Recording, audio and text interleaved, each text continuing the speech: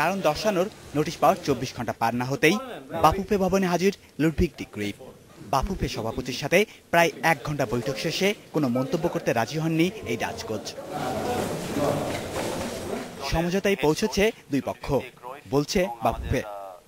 সম্পর্কটা চুক্তির মাধ্যমে হয়েছে, এই সম্পর্কটা আমরা এই মুহূর্তে শেষ করার প্রক্রিয়া পদক্ষেপ আমরা নিচ্ছি। আর কোনো কন্ডিশন আগেও নাই, কোনো কন্ডিশন পরেও নাই। অনলি কন্ডিশন হলো যে আমাদের মনের ইচ্ছা, আমরা যদি মন থেকে পরিষ্কার থাকি তাহলে এটা নিয়ে কোনো সমস্যাই হবে না, আর হচ্ছে না।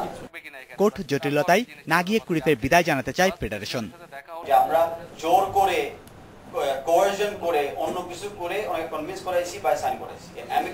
অ্যামিকেবল সলিউশনের একটা উইটনেস লাগে, তাই জাজ এমপিসি প্রতিনিধি ধরতে পারেন আমাদের সাক্ষী হিসেবে যে প্রক্রিয়াটা আসলেই নিয়ম মতো এবং এথিক্যালি হয়েছে।